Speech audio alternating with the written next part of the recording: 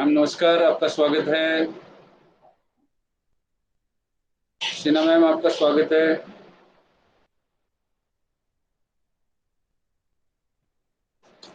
Ma'am mic unmute कर लें एक बार। हेलो। मैम नमस्कार, आपका हाँ स्वागत है जी मैम। सर, नमस्कार सर, थैंक यू सर। आप प्लीज स्टार्ट मैम। जी sir. Good afternoon everyone. So here we are with the second session of the decentralization and the local governance. Paper code number is MPA 016.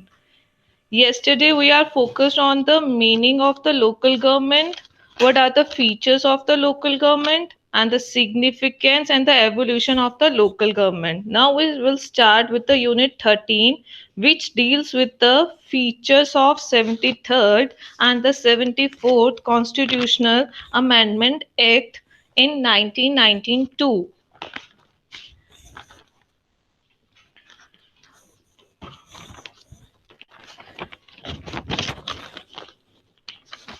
Now we start with the features. जैसे मैंने आपको कल बताया था कि हमारा introduce होता है अमेंडमेंट बिल लोकसभा के अंदर इन सितंबर 1991 के अंदर। तो उसको पास किया था लोकसभा ने, और कौन से सन में किया था? कॉन्स्टिट्यूशन अमेंडमेंट बिल पास किया था 22 दिसंबर 1992 में लोकसभा ने। और राज्यसभा ने इसको पास कब किया था? ऑन 23 दिसंबर 1992 के अंदर। तो ऐसे ही इन्होंने ऐसे एवोल्यूशन लेके आए थे अमेंडमेंट के अंदर, बिल जब पास हुआ था। बिल के बाद इन्होंने एक्ट बना दिया, जो एक्ट का नाम इन्होंने रख दिया 73rd कॉन्स्टिट्यूशनल अमेंडमेंट एक्ट 1992। और वो कब उसको मिला था अपीयरेंस? 24 अप्रैल 1993 के अंदर। और 74 कॉन्स्टिट्यूशन अमेंडमेंट एक्ट कब पास हुआ था? वो पास हुआ था 1 जून 1993 के अंदर। तो मैंने बोला 73 को फॉर्मेशन कब मिली थी? 24 April. And 74th constitution amendment act कब हुआ था पास? इन 1 जून 1993 के अंदर। अब मैं इसको पैरेलल करवाती हूँ, जैसे मैंने आपको कल बताया था 73rd एंड 74th। तो 73rd वाला है, उसका पार्ट इंक्लूड होता है नाइन्थ। नाइन्थ पंचायत। तो हम नाइन्थ पार्ट को बोलते हैं पंचायत। जो 73 अमेंडमेंट एक्ट है वो डील करता है पंचायत को, और इसका जो पार्ट है वो है पार्ट 9। और 74 डील्स करता है म्युनिसिपैलिटीज को लेके, एंड उसका पार्ट है 9A। It's deal with the 9A part. Second one is the formation. तो इन दोनों की फॉर्मेशन मैंने आपको पहले बता दिया कि फॉर्मेशन कब हुई थी। 73rd अमेंडमेंट की हुई थी ऑन 24 अप्रैल 1993। एंड 74th की कब फॉर्मेशन हुई थी? ऑन 1 जून 1993 के अंदर। Next third one is the area. तो 73rd का कौन सा एरिया हुआ? Rural. Rural means village level के अंदर जितने भी पार्ट आते हैं। एंड 74th का कौन सा एरिया हुआ? अर्बन, जिसके अंदर टाउन्स एंड सिटीज इंक्लूड होती हैं। तो 73rd के अंदर होता है rural part and rural areas, and 74th के अंदर होता है अर्बन एरियाज। अब हम करते हैं शेड्यूल। तो शेड्यूल 73rd के अंदर होते हैं 11 शेड्यूल्स, एंड 74th के अंदर होते हैं 12 शेड्यूल्स इन 74th कॉन्स्टिट्यूशनल अमेंडमेंट एक्ट। अब करते हैं फंक्शंस कितने होते हैं। 73rd कॉन्स्टिट्यूशन अमेंडमेंट के अंदर होते हैं 29 functions according to the 73rd constitution amendment act. और 74th के अंदर कितने फंक्शंस होते हैं? 18 फंक्शंस। अब करते हैं आर्टिकल्स कितने होते हैं 73rd के अंदर और 74th के अंदर। 73rd के अंदर होते हैं आर्टिकल 16, जो मैंने आपको कल बताया था आर्टिकल 243 से लेके 243 ओ तक। तो ये कितने टोटल हुए? 16 आर्टिकल्स इन 73rd कॉन्स्टिट्यूशनल अमेंडमेंट के अंदर। और 74th के अंदर कितने आर्टिकल्स हुए? 18। तो कैसे हुआ? आर्टिकल नंबर 243 से लेके 243 तक। आर्टिकल 18 कितने हुए आर्टिकल्स? कौन से में हुए? 74th में। और 243 से लेके 243 तक। इतना समझ में आ गया। अब हम करते हैं इसके आगे जो आर्टिकल्स हैं, आर्टिकल्स इसके अंदर करते हैं 273 के अंदर। अब मैं बात कर रही हूँ 73 के अंदर जो 243 सिंपल जो है 243, ना उसके आगे ए है ना बी है ना सी है, सिंपल 243 जो है वो सिर्फ डेफिनेशन को डील करता है, डेफिनेशन ऑफ रूलर, तो उन्होंने रूलर को लेके। और जो 243 ए है वो डील करता है ग्राम सभा के साथ। तो ये मैं आपको सारे आर्टिकल्स बता रही हूँ इन 73 के अंदर। जो 16 आर्टिकल्स की मैं बात की है, जो है 243 से लेकर 243 तक, तो ये सारे के सारे मैं आपको उसके साथ बता रही हूँ कि इस आर्टिकल का किसके साथ लिंक है। तो फर्स्ट वाला मैंने आपको बताया 243, वो है डेफिनेशन के साथ लिंक है। कौन सी डेफिनेशन? जो 73 को डील करता है, किस चीज के साथ डील करता है? वो पंचायत को लेके। तो पंचायत के अंदर विलेज आ गया कि विलेज की उन्होंने डेफिनेशन कौन सी बताई है according to the act. Next one is the 243 A. तो ए वाला आर्टिकल डील करता है ग्राम सभा को लेके, वो भी होती है विलेज लेवल के अंदर according to the population of their area. फिर है 243 बी। जो बी है वो डील्स करता है कॉन्स्टिट्यूशन को लेके। कॉन्स्टिट्यूशन कौन सा कॉन्स्टिट्यूशन हुआ? Constitution of the panchayat. फिर नेक्स्ट है 243 सी। जो सी है वो डील करता है कंपटीशन को लेके, कि उनके अंदर जो जो क्या क्या पॉपुलेशन है, क्या एरिया है, नंबर ऑफ सीट्स कितनी है स्टेट के अंदर। तो ये सारी प्रोविजंस किसके अंदर आती है? आर्टिकल 243 सी के अंदर। Next come to the 243 D. D for dog वाला, जो ये डील करता है reservation of seats of panchayat. तो पंचायत आगे आगे लिख लेना, क्योंकि हम 73rd अमेंडमेंट के बारे में, आर्टिकल्स के बारे में बात कर रहे हैं। तो इसके आगे सबके आगे आपने ऑफ पंचायत लिखना है, ठीक है। तो हम बात कर रहे हैं रिजर्वेशन ऑफ सीट्स। तो reservation of seats according to the amendment उन्होंने बताई है, वो एक्सप्लेन मैं बाद में कर दूंगी, पहले आपको मैं आर्टिकल्स बता देती हूँ कौन सा किसके साथ डील है। Next one is the article 243 ई। ई वाला डील करता है ड्यूरेशन के साथ। ड्यूरेशन हो गया, टाइम हो गया, टेन्योर हो गया, कि कितने टाइम पीरियड के लिए पंचायत मेंबर्स को रखना है। Next one is the 243 F. F deal करता है disqualification of the panchayat. Next one is the 243 जी। तो जी वाला डील करता है powers, authorities and responsibilities of the panchayat, कि जो उसकी पावर्स हैं, फंक्शंस हैं, अथॉरिटी जो गिवन है उसकी, तो वो पंचायत के साथ करता है ये डील, ठीक है। Next one is the 243 H. तो एच डील करता है power to impose the taxes by and the funds. मतलब ये सारा का सारा टैक्सेस और फंड्स को लेके है, article number 243 H of the panchayat. सिर्फ मैं पंचायत के बारे में बात कर रही हूँ, अभी म्यूनसिपैलिटी 74 एक्ट की बात नहीं कर रही हूँ। नेक्स्ट वन इज द 243 आई। जो आई है वो लिंक करता है फाइनेंस कमीशन को लेके, जो स्टेट की फाइनेंस कमीशन है उसको लेके 243 आई वाला उसके साथ वो डील करता है।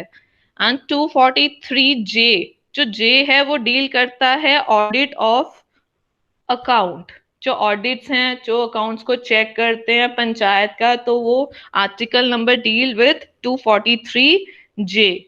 नेक्स्ट वन इज द 243 के। जो के वाला है वो सिर्फ इलेक्ट करता है स्टेट इलेक्शन कमीशन को लेके, state election commission. Next one is the 243 L. L deals with the application to the UTs. UTs means Union Territories. Next one is the 243 M.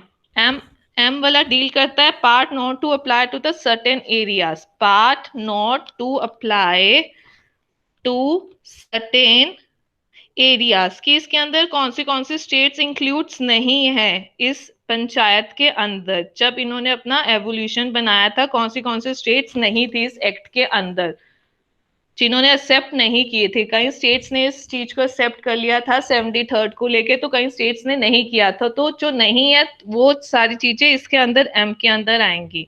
Next one is the 243 N. N leads with a period of laws related to the panchayat. जितने भी laws बने हैं, commissions बनी है, committees बनी है, तो उसका लिंक है इस एन आर्टिकल 243 एन के साथ। Next one is the 243 O. तो ये डील करता है bar to interference to court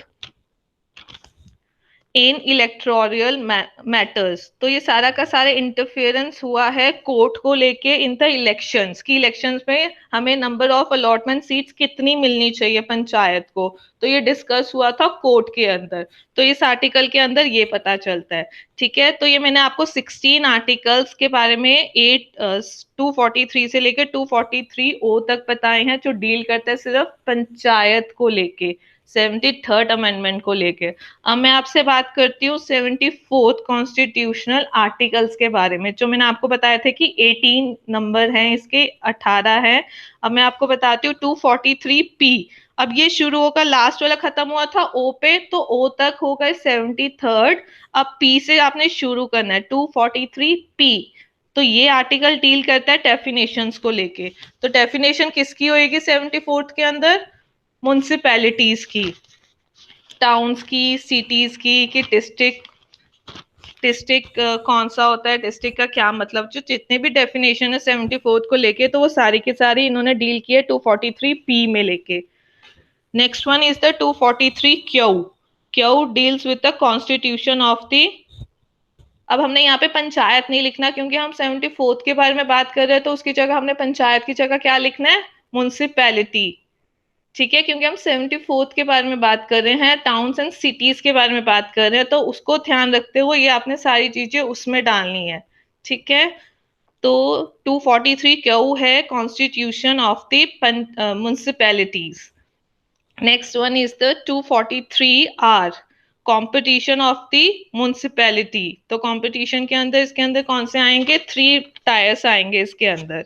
next one is the 243 S. तो एस डील करता है constitution of the ward committee, क्योंकि हमारे पास वार्ड कमेटी रूरल के अंदर नहीं होता, ये सिस्टम सिर्फ टाउन्स एंड सिटीज के अंदर वार्ड कमेटीज होती हैं।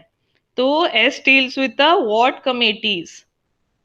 एंड 243 टी, जो टी वाला है वो रिजर्वेशन ऑफ सीट्स को करता है। रिजर्वेशन ऑफ सीट्स इधर भी थी और इधर भी है, बट वो है पंचायत की रिजर्वेशन ऑफ सीट्स। अब मैं इधर की बात कर रही हूँ, reservation of the seats of municipalities.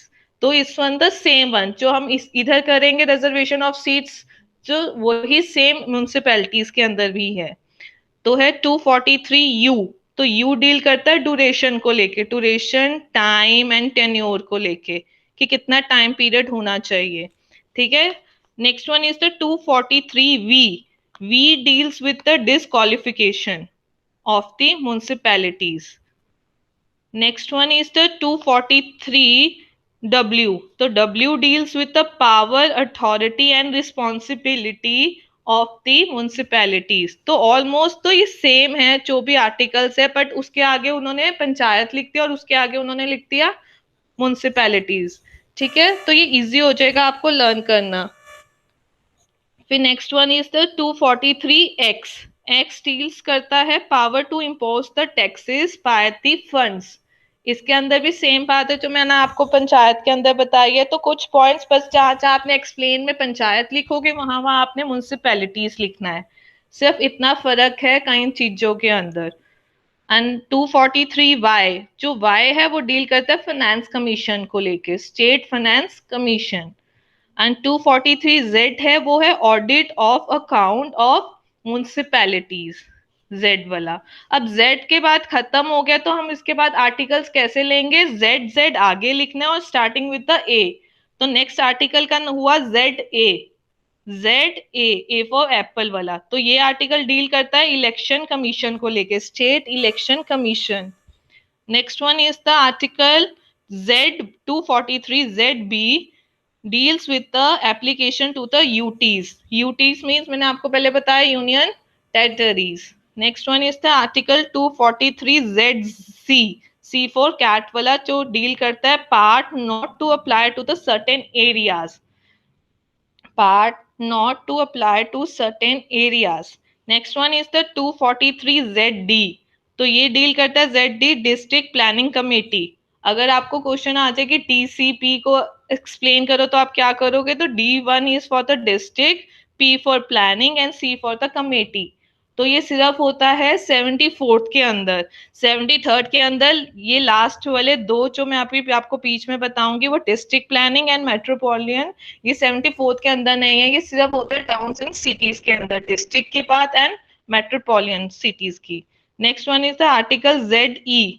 जो आर्टिकल 243 ZE है वो डील करते हैं MPC को लेके।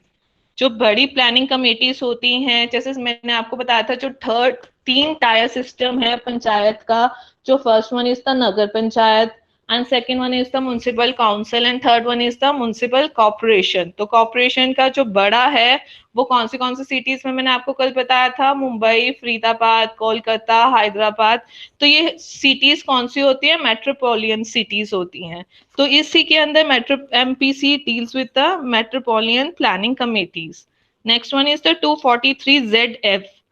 F deals with the period of the laws but related to the municipalities। पहले हमने किया था N के अंदर 243, N 73rd के अंदर हमने क्या किया था, period of law but link with the panchayat. अब इसके आगे हमने लिख दिया म्युनिसिपैलिटीज।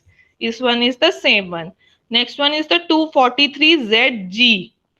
जो लास्ट आर्टिकल है वो डील करता है bar to interference by the court in the electric, जो हमारे इलेक्शंस होते हैं, इलेक्शंस मैटर्स को लेके है ये लास्ट वाला article 243 ZG deals with the election matters जो कोर्ट ने किए थे।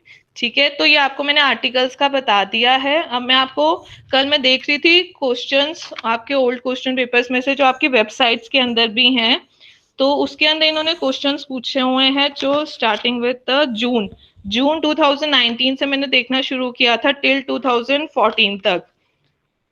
तो फर्स्ट तो उन्होंने जून में पूछा हुआ 2019 लेटेस्ट, क्योंकि दिसंबर में तो अभी आपके वो वाला उन्होंने अपडेट नहीं किया क्वेश्चन पेपर। तो उसके अंदर उन्होंने लिखा था कि मेजर फीचर्स ऑफ 73rd की 73rd के फीचर्स आप लिखिए।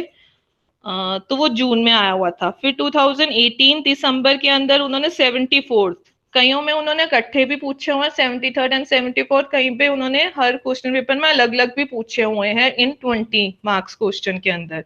तो जून के अंदर 73rd के बारे में फीचर्स पूछे हुए हैं। इन दिसंबर 2018 उन्होंने 74th के बारे में पूछा है कि फीचर्स लिखो 74th के। फिर जून 2018 में उन्होंने 73rd के बारे में पूछा गया कि 73rd कॉन्स्टिट्यूशन अमेंडमेंट एक्ट के बारे में लिखिए। फिर 2017 में उन्होंने पूछा है 74th के बारे में।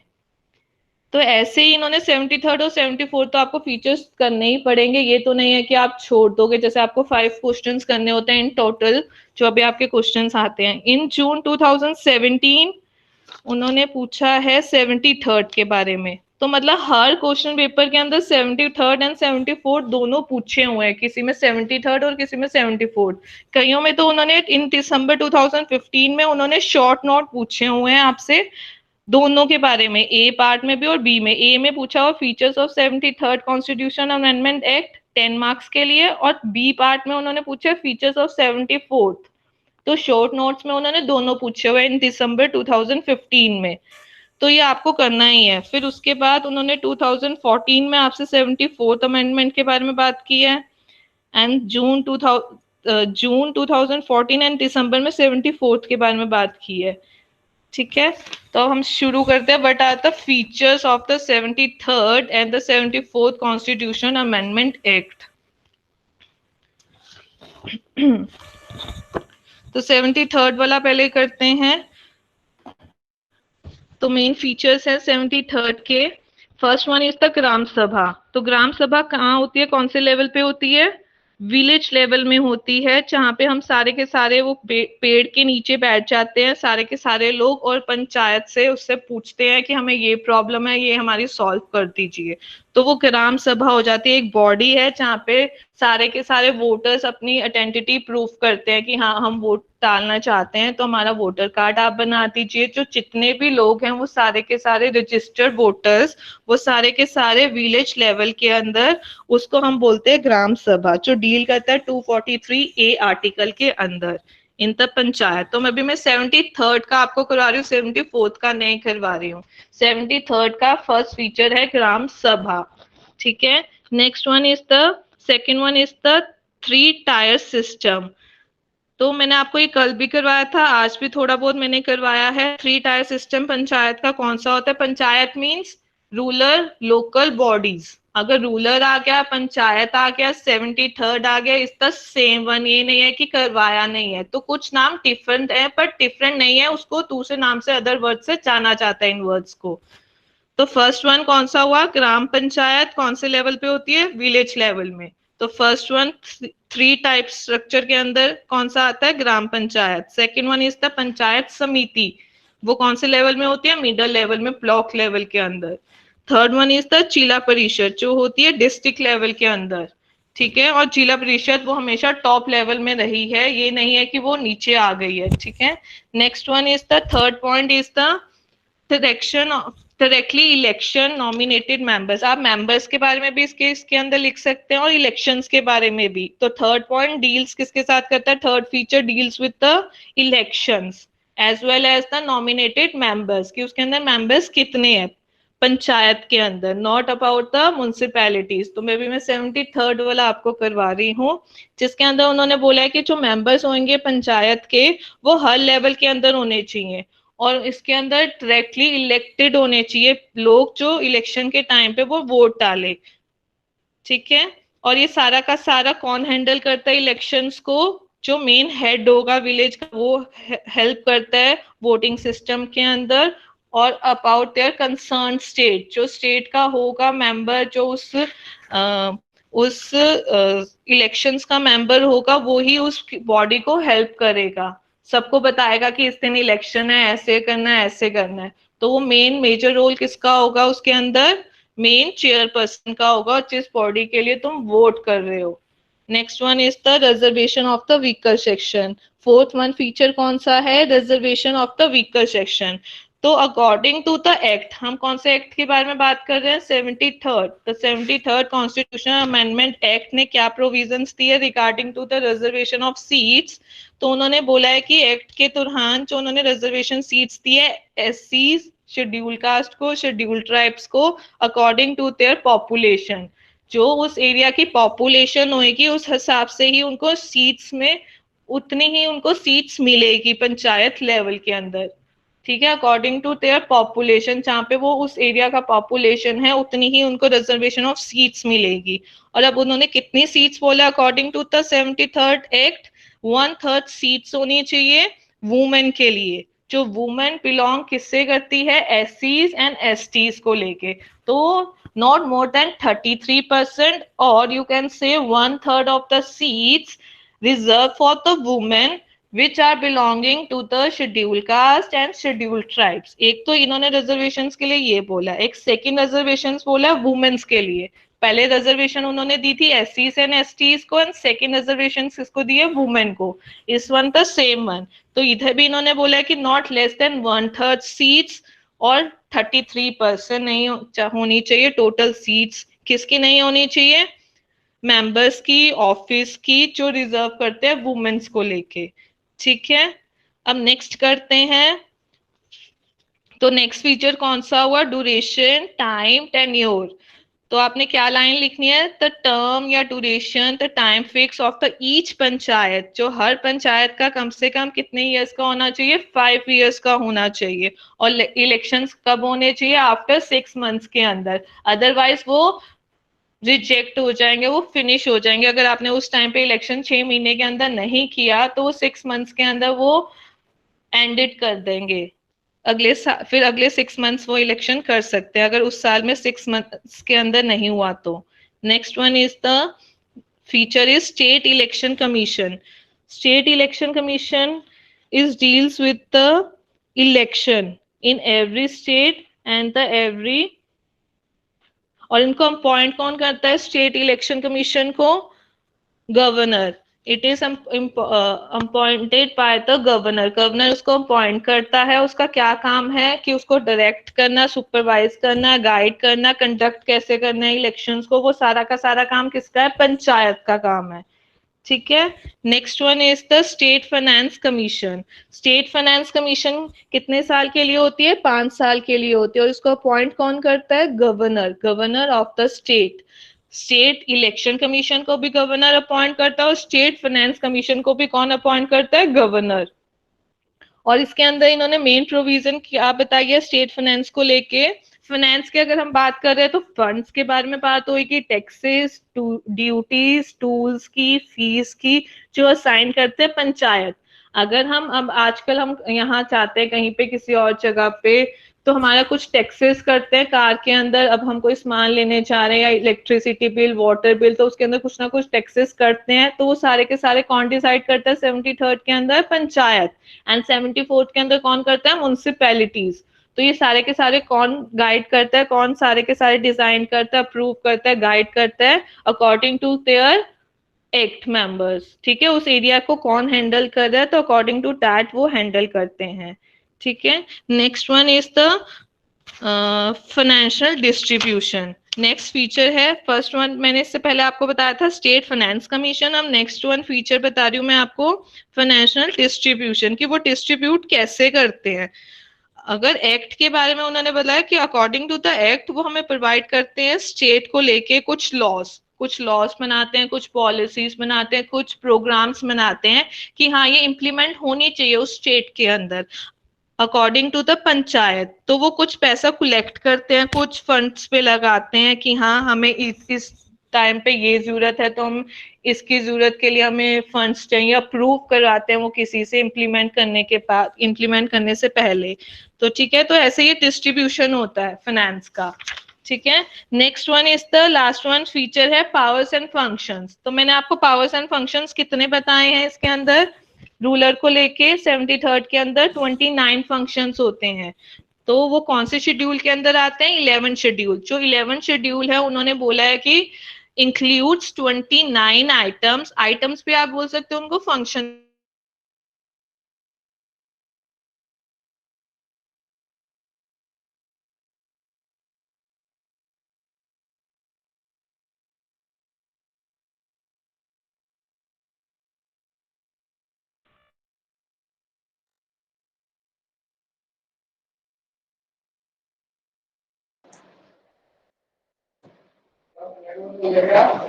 हाँ।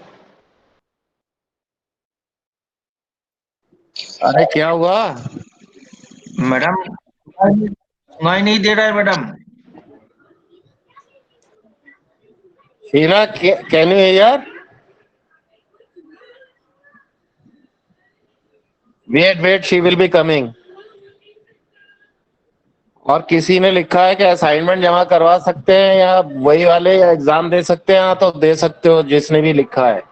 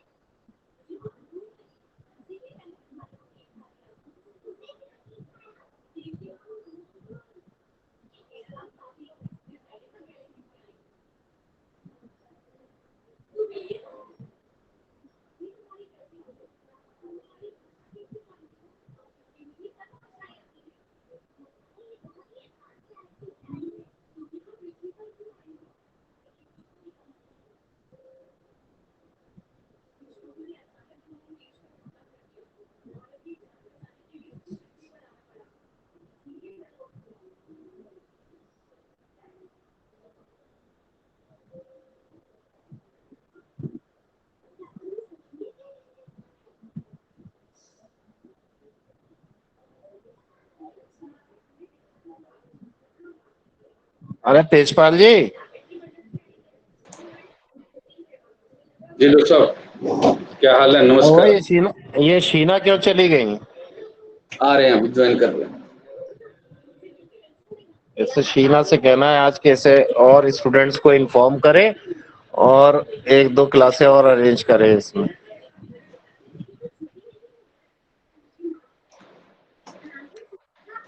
Please start ma'am.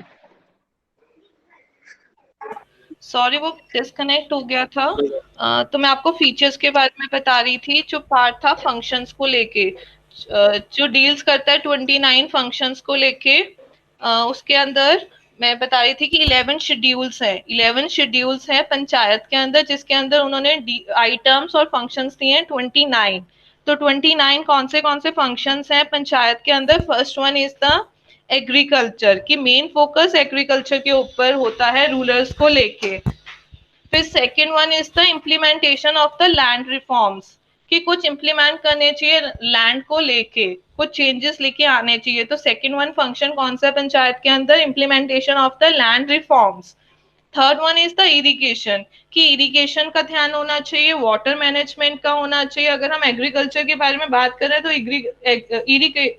Irrigation is the must, and the water supply भी होना चाहिए उसके अंदर। Fourth one is the animal husbandry. Fifth one is the trees होनी चाहिए उस फंक्शंस के अंदर। तो ये सारे के सारे जो फंक्शंस मैं आपको बता रही हूँ 29 फंक्शन, ये सारे के सारे कौन से हैं? According to the 73rd amendment constitution act के अंदर। तो next one functions leads to the social forestry. Next one is the small scale industries होनी चाहिए, इसके फंक्शंस के अंदर लिखा है। Next function deals with the village industries, कुछ विलेज के अंदर भी इंडस्ट्रीज होती हैं। Next one is the rural housing. Next function is the drinking water, water के लिए भी सप्लाई होनी चाहिए प्रॉपर, जिस टाइम पे वो होती है सप्लाई। रोड्स का भी ध्यान होना चाहिए, ब्रिजेस का भी, वाटरवेज का भी। एजुकेशन सिस्टम होना चाहिए पंचायत लेवल के अंदर, विलेज लेवल के अंदर। प्राइमरी भी स्कूल्स होने चाहिए और सेकेंडरी स्कूल्स भी होने चाहिए। Next one is the technical training, तो टेक्निकल ट्रेनिंग भी उनको मिलनी चाहिए, लोगों को वोकेशनल एजुकेशन भी मिलनी चाहिए। तो ये आप जरा सा इसको लाइन में एक्सप्लेन कर सकते हैं। तो मैं मेन फोकस आपको बता रही हूँ फंक्शंस का, तो आप वो ऐसे करना, ठीक है। नेक्स्ट फंक्शंस हैं adult and the non formal education, जो लोग बाहर नहीं निकल सकते उनके लिए भी एजुकेशन होना चाहिए कुछ सिस्टम तक। Next one is the library, libraries होनी चाहिए उसके अंदर। 73rd amendment according to the, ये जरूर लिखना हर फीचर्स के साथ कि according to the 73rd constitution amendment act 1992 said की ग्राम सभा 3 टाइप्स। तो ये आपने सब कुछ लिखना है साथ में अकॉर्डिंग टू दैट, ठीक है, जिसके बारे में उन्होंने पूछा है आपसे। अगर 73rd के बारे में पूछा तो आपने 73rd लिखना है, 4th का पूछा तो 74th लिखना है। Next one is the cultural activity, कि कुछ कल्चरल एक्टिविटीज भी होनी चाहिए 73rd के अंदर।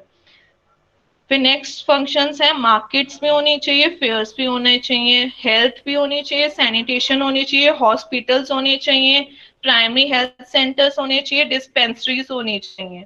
And next functions is the family welfare, family welfare का भी जरूर रोल होना चाहिए पंचायत विलेज लेवल के अंदर। Next function is the women and child development, कुछ बातें होनी चाहिए वुमेन्स और चाइल्ड को लेके, कुछ पॉलिसीज बननी चाहिए, कुछ प्रोग्राम्स बनने चाहिए कि हम बच्चों का ध्यान भी रख सके और वुमेन्स का ध्यान रख सके।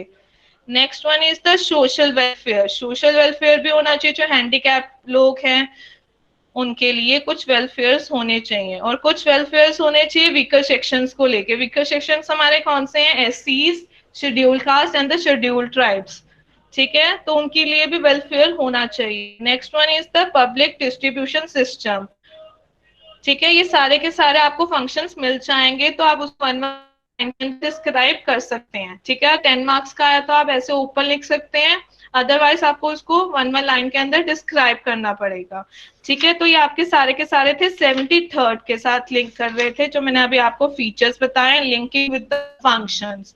अब मैं आपसे बात करती हूँ 74th की, कि 74th के क्या फंक्शंस फीचर्स हैं, ठीक है। फीचर्स करते हैं जहाँ पे सेम हो वैल्यू की, जो मैंने 73rd में कराया तो वो सेम पॉइंट इसके अंदर फीचर्स के अंदर है, बट आपको नाम चेंज करना पड़ेगा, वहां पे विलेज का नाम लेना पड़ेगा और यहाँ पे आपको टाउन्स और सिटीज के बारे में बताना पड़ेगा।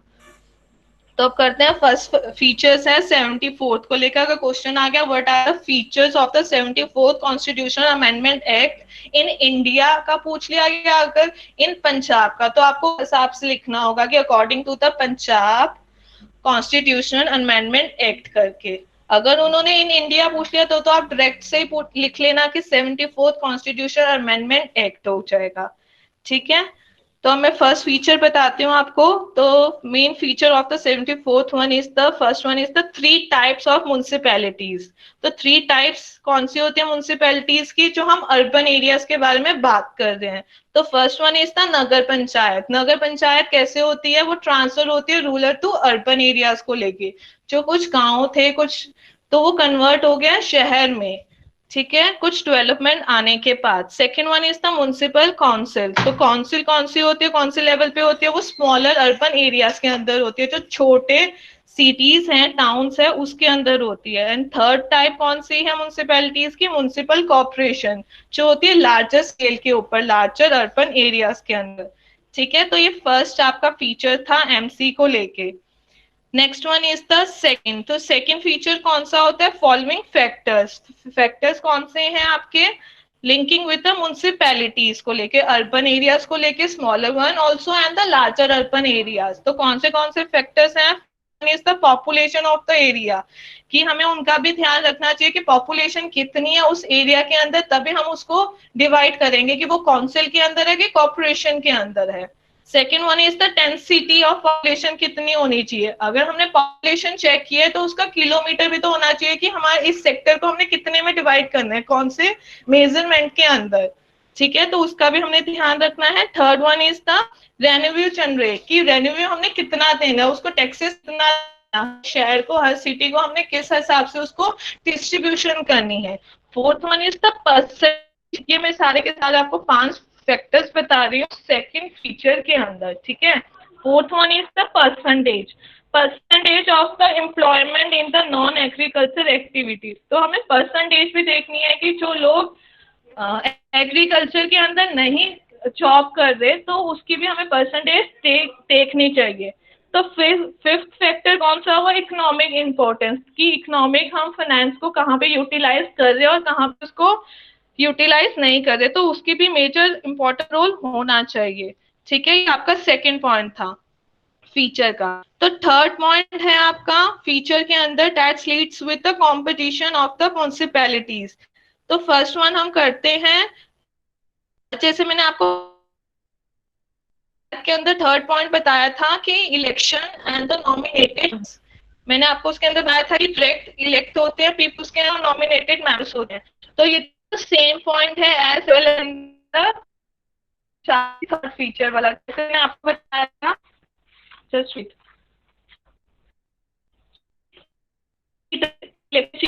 मेंबर्स को मैं बताया था, तो वो सेम बात है इसके अंदर भी, ठीक है। नेक्स्ट करते हैं क्रिएशन ऑफ द वार्ड्स। तो वार्ड सिस्टम्स के अंदर हम हर वार्ड, म्युनिसिपैलिटीज के हर वार्ड्स को डिवाइड किया गया सेक्टर्स को लेके, जैसे कि हर एक रिप्रेजेंटेटिव होता है हर एक वार्ड का, तो वो ही मैनेज करता है अपने सेक्टर को लेके according to their population of their area, ठीक है। नेक्स्ट पॉइंट है रिजर्वेशन ऑफ द सीट्स। जैसे मैंने आपको उसके अंदर बताया था पंचायत के अंदर, इस one same with the here also, reservation of the weaker section. तो वीकर सेक्शन के बारे में मैंने आपको उधर क्या बताया था, जहाँ पे आपने पंचायत लिखना है, वहां पे आपने म्युनिसिपैलिटीज लिखना है, ठीक है। जैसे रिजर्वेशन ऑफ द एससीज एंड द एसटीज, तो मैंने इसके बारे में आपको बताया कि जो टोटल नंबर ऑफ सीट्स हैं अकॉर्डिंग टू देयर पॉपुलेशन हर लेवल के अंदर, हर लेवल, उधर मैंने आपको पंचायत के बारे में बताया था 3 टायर सिस्टम, तो इधर मैंने आपको 3 लेवल्स ऑफ म्युनिसिपैलिटीज अलग बताए हैं, nagar panchayat, municipal council and the municipal corporation.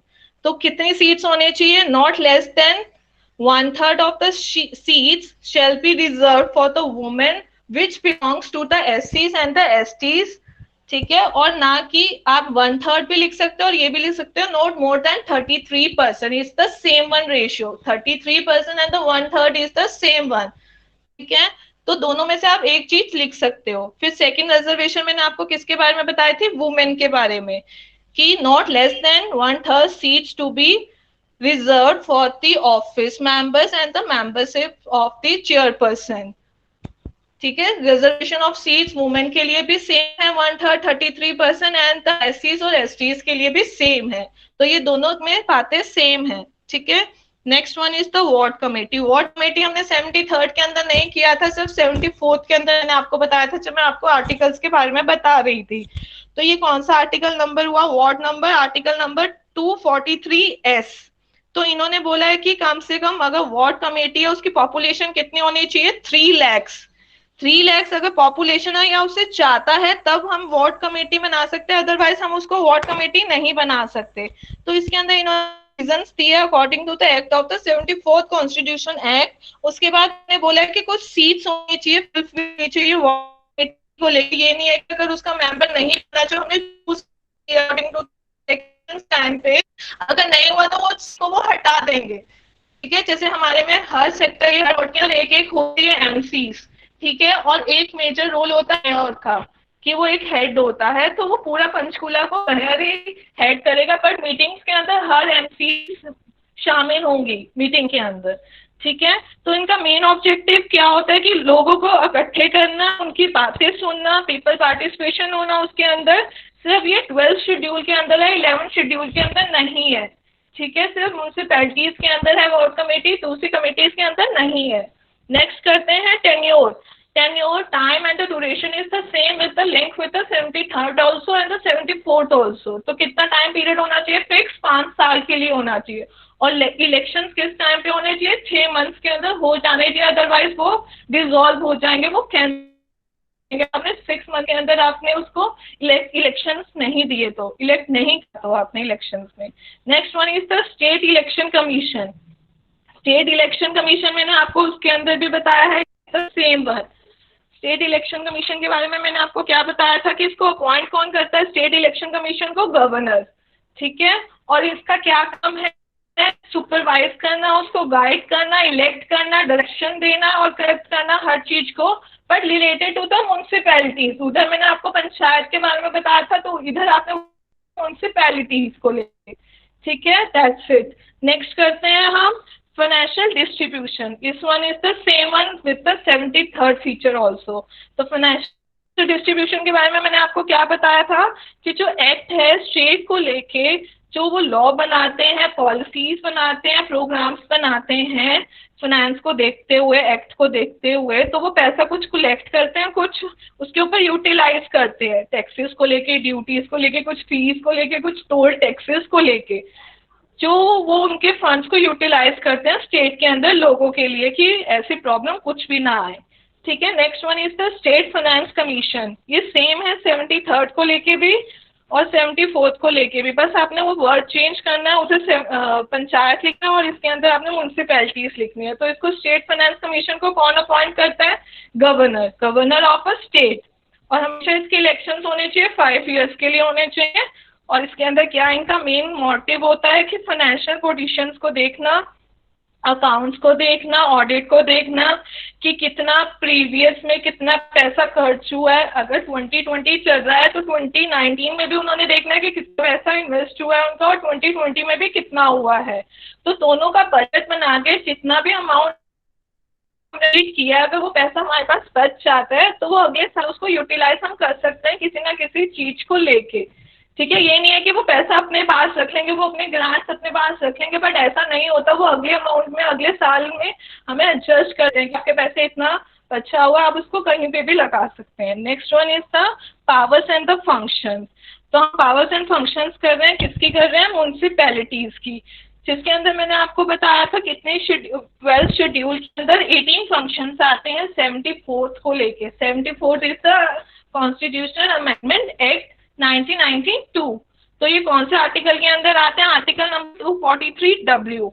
तो फर्स्ट फंक्शंस है इसके, अर्बन प्लानिंग होगी तभी तो डेवलपमेंट आएगी सिटीज के अंदर और टाउन्स के अंदर। अगर हम कुछ डेवलपमेंट प्लान कुछ भी नहीं करेंगे तो वो अर्बन से वो धीरे धीरे प्रॉब्लम को सॉल्व ना करते करते वो चेंज हो जाएगी विलेज के अंदर, और हमारा स्टैंडर्ड ऑफ लिविंग भी वो थोड़ा थोड़ा लो होता रहेगा instead of higher.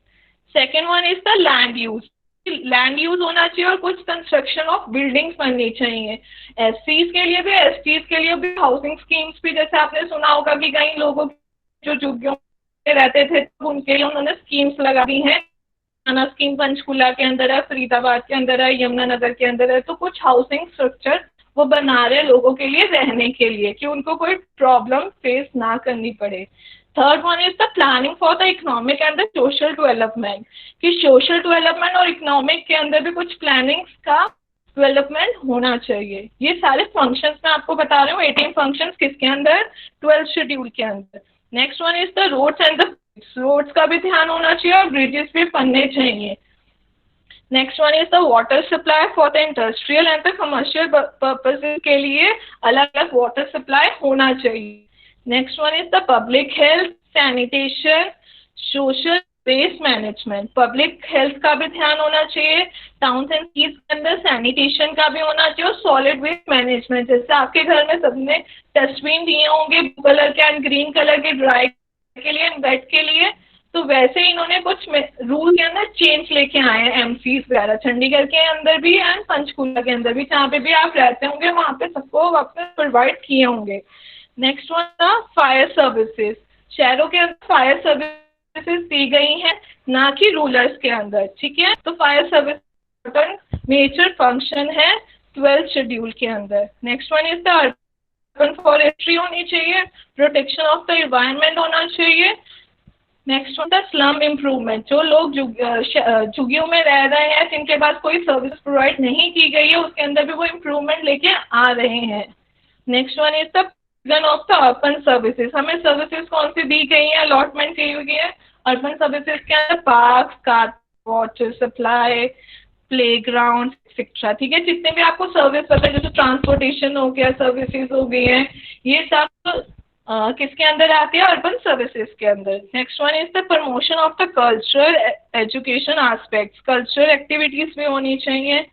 Next one is the reservation of births and death, इसके अंदर इन्होंने कुछ काउंटली पिछले वाला और अगले वाले महीने को लेके, साल को लेके इन्होंने कुछ एक रेशियो बनाई है इसके अंदर फंक्शंस को लेके, कि जैसे कि पहले कितने न्यू बॉर्न होते थे और कितने मरते थे लोग, तो पूरी की पूरी कौन ध्यान रखता है, अर्बन वाले, ठीक है। जो रूरल के पास इतनी डाटा नहीं होता, इतना इन्फॉर्मेशन नहीं होता जितना अर्बन लोगों के पास होता है।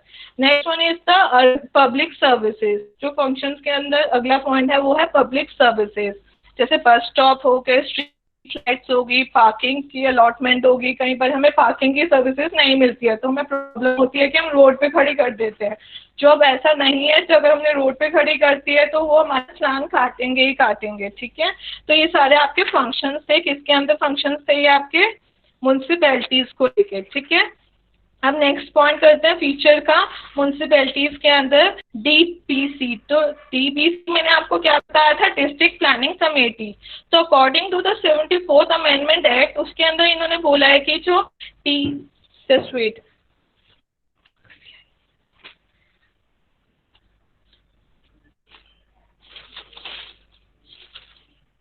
हाँ, तो मैं डीपीसी के बारे में आपको बताई थी कि कुछ प्लान्स करते हैं, कुछ ड्राफ्ट्स बनाते हैं डेवलपमेंट को लेके, सिर्फ डिस्ट्रिक्ट लेवल को लेके, ये नहीं है कि सारे लेवल्स को लेके, ये सिर्फ डिस्ट्रिक्ट प्लानिंग कमेटी के बारे में बात हो रही है। तो only the district level, not for the more than town की ब्लॉक लेवल के बारे में बात कर रहे हैं या किसी और के, सिर्फ ये डिस्ट्रिक्ट लेवल के प्लान्स के बारे में बात करते हैं कि प्लानिंग हमें कैसे प्रोविजन देती है।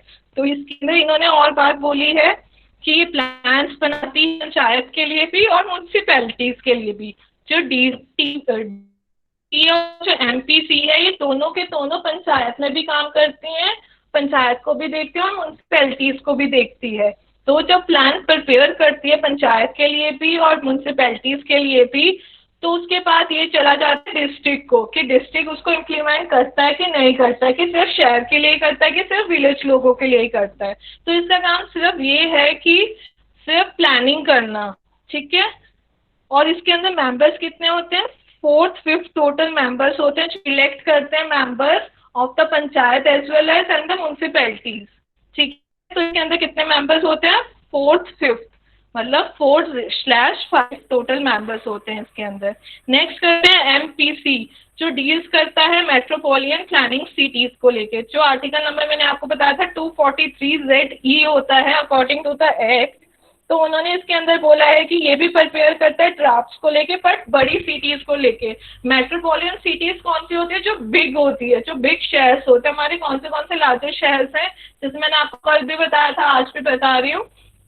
मुंबई हो गया, हैदराबाद हो गया, फरीदाबाद हो गया, ये सारे जो बड़ी बड़ी सिटीज हैं, तो बेंगलोर हो गया, जिसकी पॉपुलेशन उन्होंने बोला कि 10 लाख से ज्यादा होती है, वो उसको बोला जाता है MPC, M deals with the metropolitan planning committee. और इसके टोटल मेंबर्स कितने होते हैं? 2/3 मेंबर्स होते हैं, ठीक है। बट ये काम करते हैं, दोनों के लिए करते हैं, पंचायत के लिए भी करते हैं और म्यूनसिपैलिटीज के लिए भी करते हैं। बट आपको ये दोनों नाम उसके अंदर नहीं लिखने। 73rd अमेंडमेंट के अंदर आपने डीपीसी के बारे में भी नहीं लिखना, एमपीसी के बारे में भी नहीं लिखना, सिर्फ आपको लिखना है ये 74th अमेंडमेंट के अंदर, ठीक है।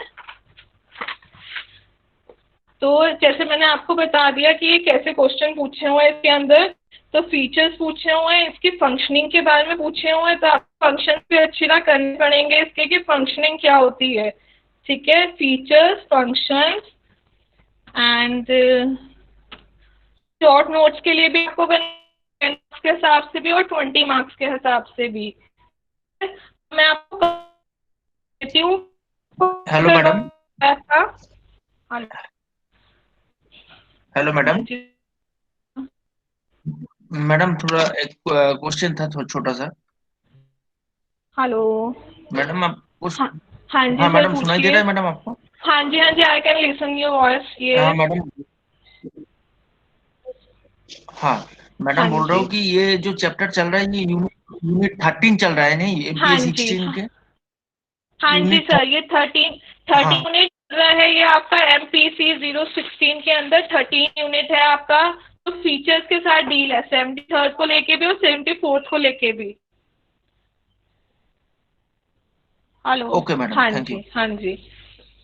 जो मैंने आपको कल येस्टरडे में करवाया था, तो उसके कुछ क्वेश्चंस आए हुए हैं। जैसे कल तो मैंने नहीं देखे थे, वो तुम्हारे ओल्ड क्वेश्चन पेपर्स जो वेबसाइट के अंदर है, तो उसके अंदर एवोल्यूशन का पूछा हुआ था कि एवोल्यूशन ऑफ द अर्बन। जैसे मैंने वहां पे तो आपको दोनों का इकट्ठा करवा दिया था कि रूलर की पहले टाइम से क्या चलता आ रहा था, वैदिक टाइम पे, और मुगल टाइम पे क्या चलता हुआ आ रहा था, ब्रिटिश टाइम पे। तो अब इन्होंने स्पेशली अलग से पूछा गया दिसंबर 2017 के अंदर कि discuss the evolution of the urban local government in India.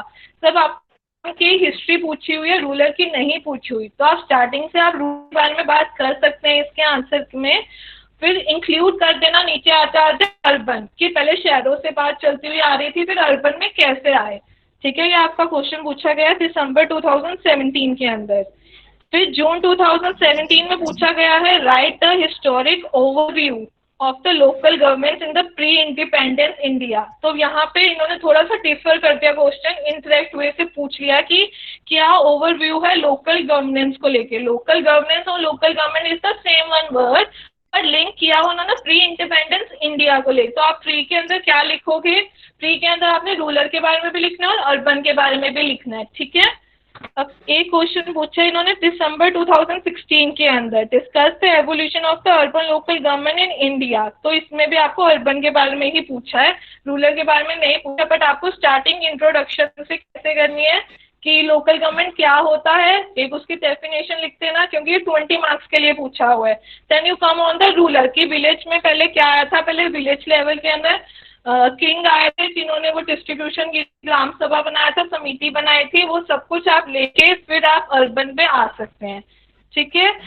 जो अब मैं कल आपको करवाऊंगी जो 14 चैप्टर है आपका, यूनिट नंबर 14, वो डील करता है आपके 3 type organisation structure of the 73rd, जिसके अंदर आप तीनों टाइप के। कौन से 3 टाइप्स में आपको करवाऊंगी? एक तो ग्राम सभा, जो भी मैंने आपको बताया कि विलेज लेवल में भी होती है कि एक्सेप्ट, उसके अलावा 3 और हैं, ग्राम पंचायत जो है विलेज लेवल के अंदर, पंचायत समिति एट द ब्लॉक लेवल, और जिला परिषद। इन तीनों की ऑर्गेनाइजेशन स्ट्रक्चर बनाऊंगी, उसकी फंक्शनिंग बनाऊंगी, ठीक है। तो ये सॉल्व करते हैं। हेलो, हाँ जी सर, हेलो। जी मैम। जी सर, हाँ मेरा मैडम। हो गया कंक्लूड। ठीक है मैम, किसी बच्चे ने अगर कोई प्रश्न करना है तो उनका स्वागत है। हाँ जी सर। मैम से यदि कोई बच्चा कुछ पूछना चाहता है तो वो पूछ सकता है।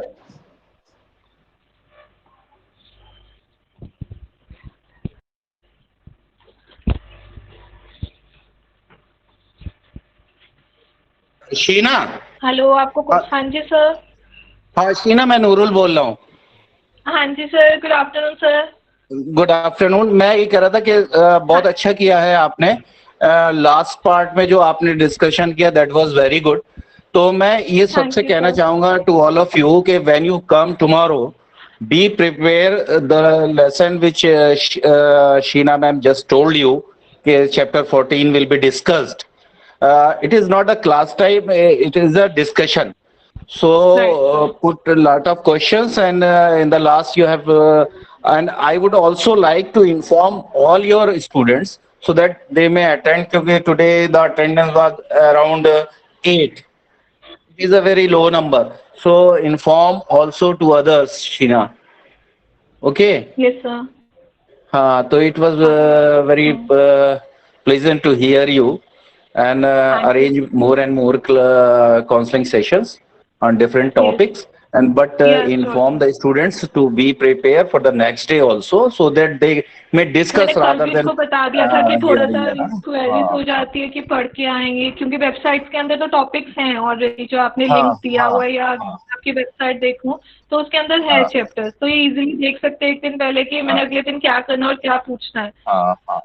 Correct correct correct. Thank you thank you thank you. मैंने क्वेश्चंस भी इनको बता दिए साथ के साथ, मैंने कल नहीं देखा था तो मैंने आज नहीं नहीं, डिस्कस कर वो लिया। Last part it was very good. जी sir. Okay okay okay, thank you thank you. Welcome sir.